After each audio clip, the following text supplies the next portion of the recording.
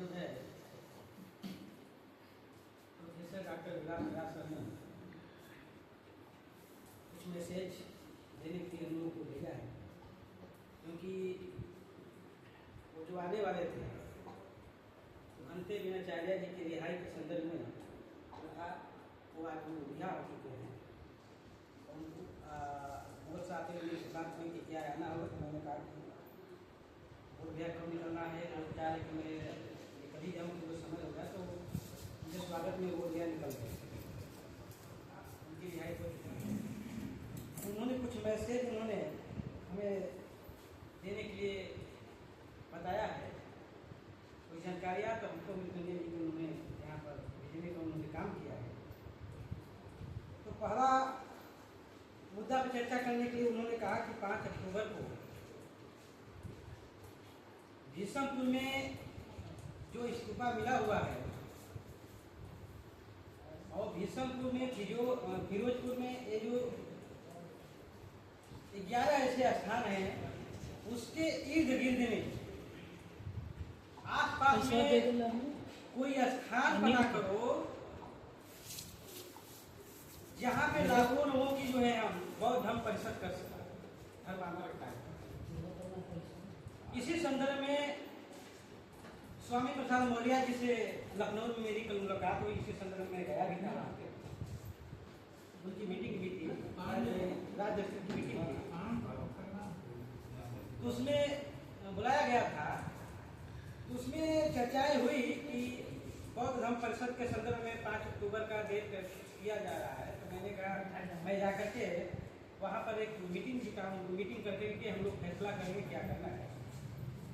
तो आप लोगों को ध्यान में रखना है कि इसी के इधर ही हम लोग चकिया में जो है कि 1 लाख लोगों का 5 अक्टूबर को बौद्ध धर्म परिषद धर्मांतरण का कार्यक्रम जो है शुरू करेंगे। और नितिन जी ने जो बताया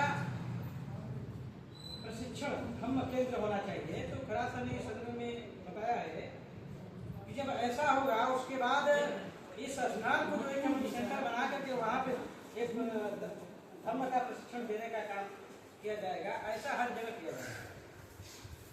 तो इस मुद्दे पर हम लोगों को ध्यान करना है कि 5 अक्टूबर को ध्यान में रख करके, क्योंकि अक्टूबर का जो महीना है वो हम लोग दशहरा को ध्यान में रख करके कर रहे हैं।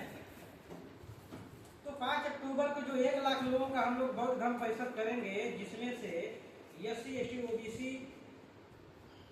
और इससे कन्वर्टेड जो लोग जैसे मुसलमान भाई है, तो भाईचारा का भी किया जाएगा। और हमारा मेन मकसद रहेगा बौद्ध धर्म परिषद धर्मांतरण कार्यक्रम, जो बाबा साहब ने जो अधूरा सपना है कि मैं पूरे भारत को बौद्ध में बना दूंगा। अगर मैं 2 वर्ष और अगर समय मेरे को मिलता है, मैं जिंदा रहूंगा, तो मैं भारत को बौद्ध में बनाऊंगा। तो उस सपने को लेकर के उन्होंने कहा, क्योंकि आज रिहाई होने वाली है भंते विनाचार्य जो है, भंते विनाचार्य और स्वामी प्रसाद मौर्य, और जो मुसलमानों का सबसे बड़ा पूरी दुनिया में जिसकी पहचान है आज जो है मोहम्मद साहब, सज्जाद नवानी साहब, वो भी इस बात के लिए उनसे भी मेरी बात हुई, तो उन्होंने भी इसके लिए राजी हुए हैं। तो ये जो तैयारियां हैं हम लोग 5 अक्टूबर के संदर्भ में, इसको स्थान आप लोगों को चुन करके देना है, जहाँ पर हम लोग 1 लाख लोगों का बौद्ध धर्म परिषद का आयोजन कर सकते हैं। 2 तारीख को होगी, 2 तारीख को 1 लाख में है और 5 तारीख को डिसाइड किया जाएगा। इसमें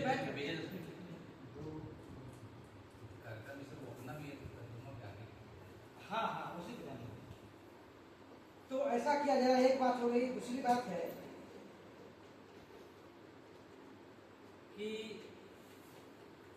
ब्राह्मणों ने जो वर्ण व्यवस्था बनाया, वर्ण व्यवस्था में ही जाति व्यवस्था बनाया,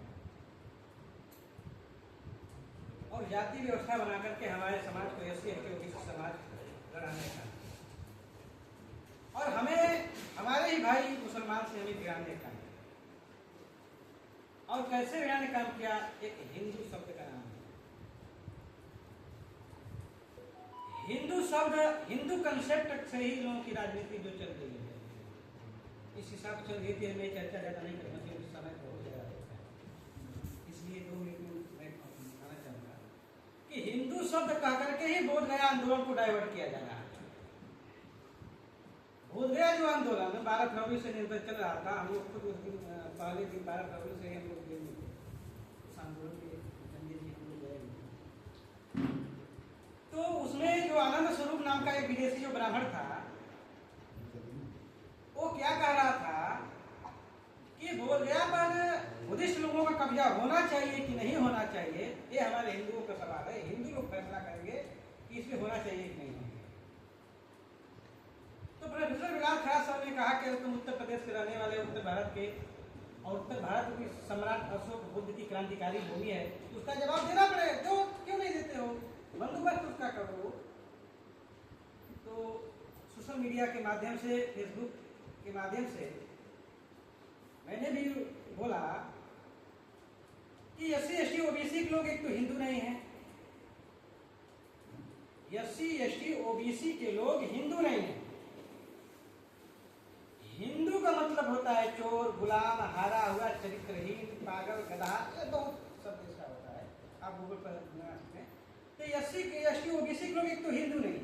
अगर वो अपने आप को ना जानकारी ना समझ के वजह से अपने आप को अगर हिंदू कह रहे हैं, अगर ना जानकारी ना समझ के वजह से अगर अपने आप को SC ST OBC के हिंदू कह रहे हैं, तो बोध गया में जो लड़ाई चल रही है हिंदुओं के विरोध में नहीं है, ये ब्राह्मणों के विरोध में है। लोग अपने आप को ना जानकारी ना समझ के हिंदू कह रहे थे, तो लोग जान गए तो हमारे विरोध में है, तो ब्राह्मणों के विरोध में, क्योंकि ब्राह्मणों के उसके ऊपर कब्जा है, इसलिए वो डाइवर्ट करना चाह रहे थे, नहीं हो पाया। इसलिए साथियों, ये आंदोलन और उग्र होगा। इसमें 5 अक्टूबर की हम लोग तैयारी बैठ करके सूझबूझ के साथ करेंगे। पहले इसका स्थान चयनित कर लिया जाए कहाँ पर होगा, उसके बाद हम लोग हैंडबिल प्रचार इसकी तैयारी हम लोग कर रहे हैं, मिल करके किया जाएगा। तो ये मैसेज देने की बहुत सारी बातें थी, मैं ज़्यादा बात न करते हुए समय का अभाव में मैं अपनी बात को समाप्त करूँगा। और एक किताब देखिए, महाबोधि महाविहार, एक बोध गया ऐतिहासिक फैसला, प्रोफेसर डॉक्टर बिलाल खड़ा साहब बोध गया के शब्द में पूरी सारी जानकारी इसमें इस किताब में है। यही अनागारिक धर्मपाल भी हैं जिनकी चर्चा में पहले जो हमारे कर रहे थे। एक किताब सम्यक प्रकाशन से पब्लिश हो रही है, और ये किताब आपको जल्द ही मिल जाएगी। इसमें सारी जानकारियाँ दिया जाएगी। तो इसलिए मैं अपनी बात को एक विराम देता हूँ। धन्यवाद कोमल जी। अब हम चाहेंगे कि जो है कि समापन के लिए जो है कि हम हरिहर जी को बुलाएंगे कि वो आए, 2 शब्द कहते हुए कार्यक्रम की जो है समापन की घोषणा करें। धन्यवाद संचालक महोदय। बहुत काफी तपती हुई गर्मी में आप लोग यहाँ पर बैठे हुए हैं। बुद्ध को नमन करता हूँ, बुद्ध को, बाबा साहब को नमन करते हुए बातें तो करीब हो चुकी हैं। मैं सिर्फ 2 शब्द इतना ही कहना चाहता हूँ कि थोड़ा गरम ये आपका महान सम्राट अशोक पूरी दुनिया पर राज करने वाला, वो खून है आपके अंदर। भारत के रहने वाले 85% मूल निवासी हम लोग समझते हैं कि हमारे अंदर गर्मी नहीं है, लेकिन वही गर्मी है सम्राट अशोक की और भीमा कोरे गांव को याद करने। क्यों ठंडे आप लोग पड़े हुए? वो जोश, वो ताकत, वो जुनून